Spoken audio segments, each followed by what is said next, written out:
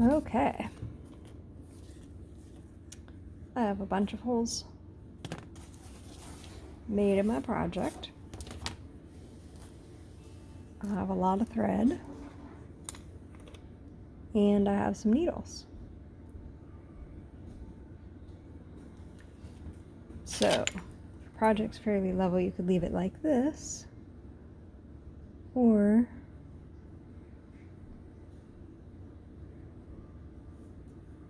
separate the threads just a little bit. Run it through. Now it'll be more secure.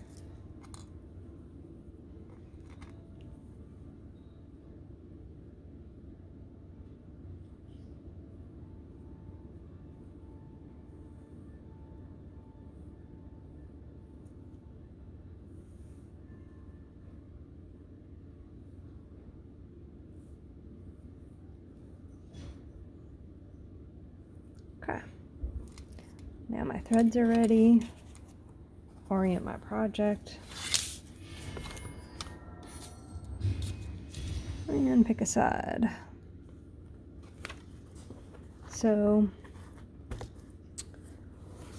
some usual options are to use, say, rubber cement to tack one piece down to the other. However,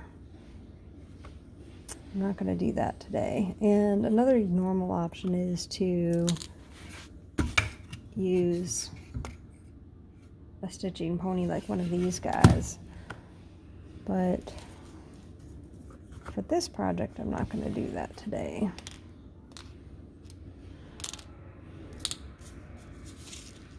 Because this is a tricky angle. And my stitching horse is not going to accommodate this project well. Ask me how I know. Okay.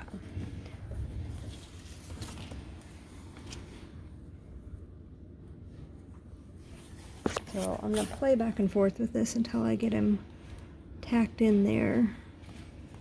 And then I can switch to my pony. I have to actually get him tacked in there well to start.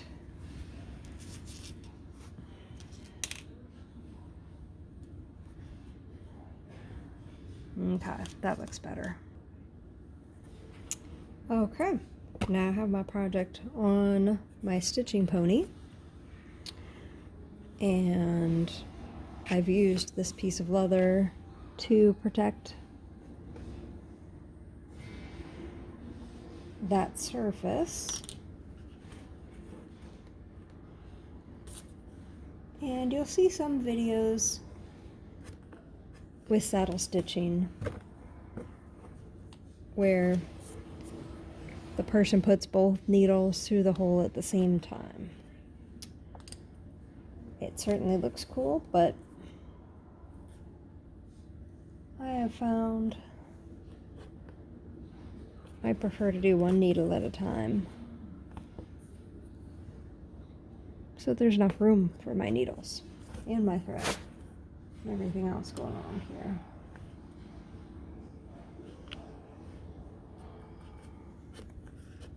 So after each time, you may notice me pulling on the thread like that. You can't see it, but I am pulling on the same thread on the other side.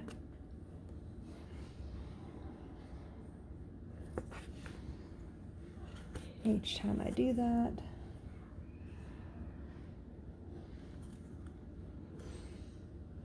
aha.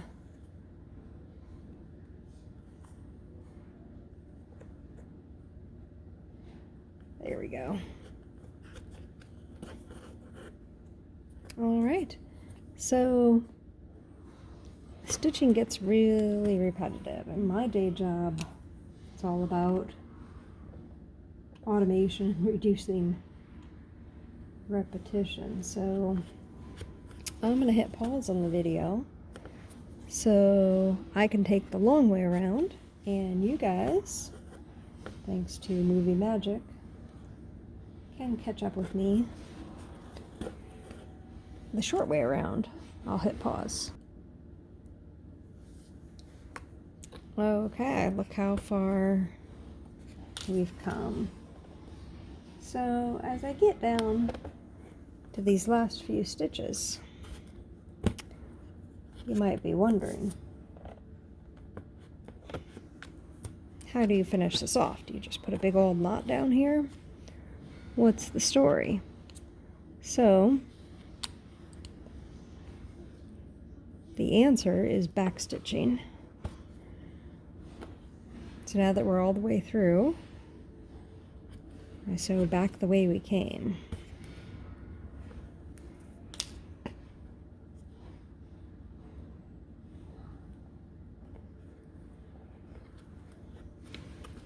This is where it gets tighter.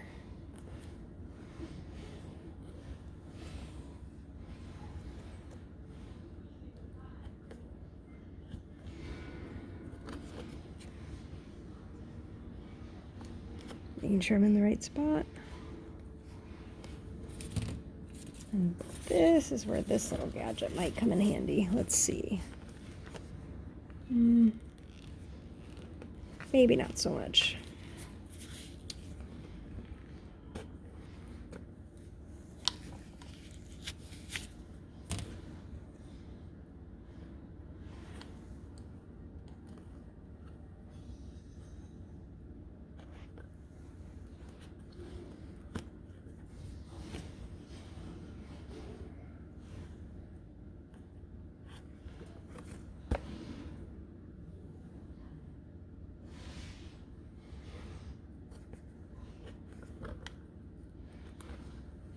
So I'm using a waxed thread, but it is a fine waxed thread. I think that's a little easier to use. It does fit in the eyes of my needles, unlike regular waxed thread. So if I wanted to use regular waxed thread, I would need to use larger needles.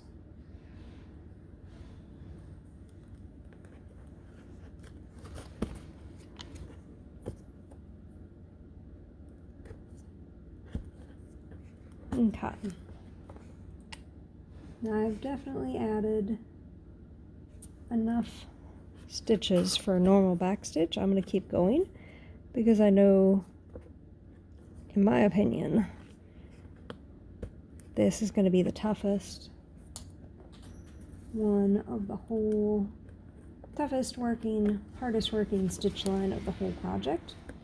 So that's why I went ahead and added 2 extra inches of thread so that I could go ahead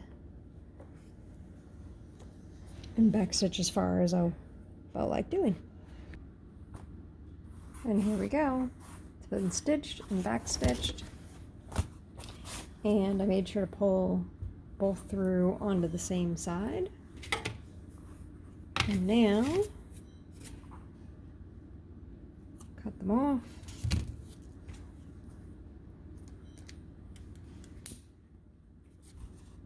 And it's time to play with fire. Okay, they've been pressed flat. The wax thread has been melted down. You wouldn't do that with, say, non-waxed thread. And for comparison's sake, let's take a look at the thicker wax thread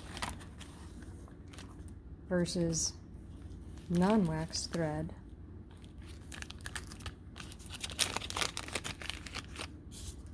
Versus what we use today that's thinner but still waxed.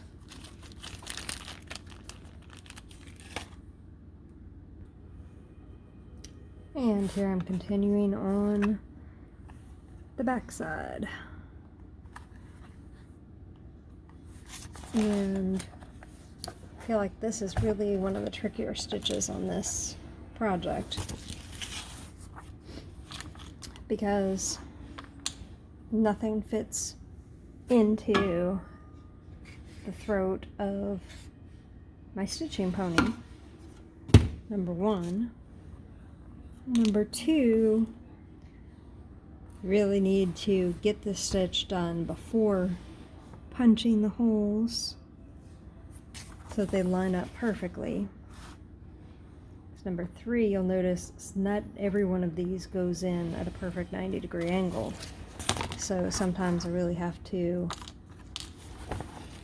angle things to get the stitch holes to line up. Plus, as much as I wanted to wet this curve and get it perfectly symmetrical, it's not, and it's not going to be until it gets some wear and tear on it, you know, until it's had some time in use. So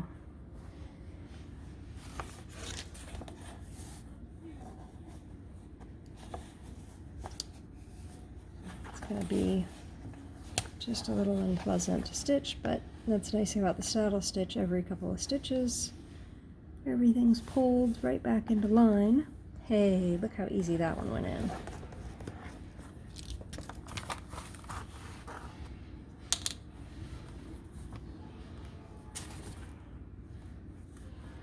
Hey, that one went in better too.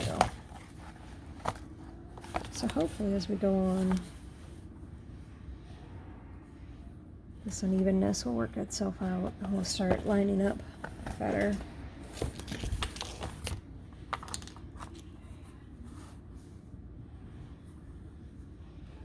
So I'll catch up with you guys again on the back stitching.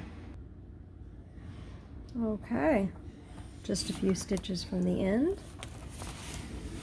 and I want to show you the angle that I'm going through at this end, just because that's how my stitch holes are lining up. So as long as I follow what the leather wants to do rather than what I expect a 90-degree angle, everything's going in pretty smooth.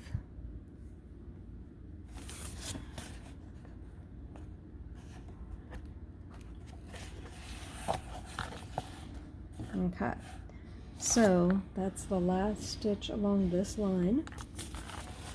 I should mention that this is curved over like this because that's where the belt will slide in at, and this curve will take the weight of the belt. This end won't. So now it's time to turn around and start that back stitching. What fun. Here we go.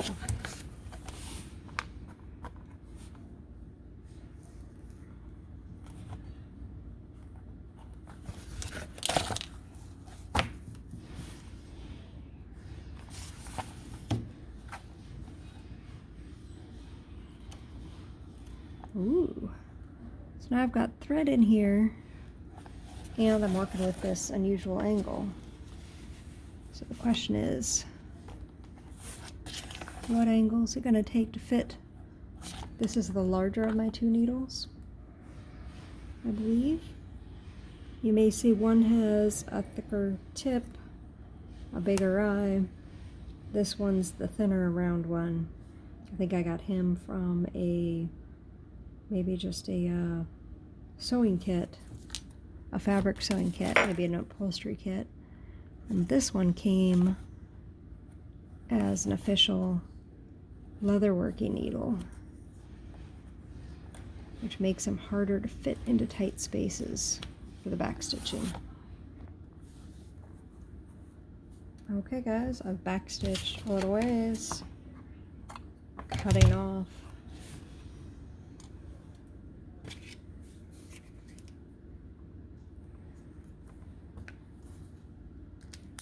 And I'm playing with fire.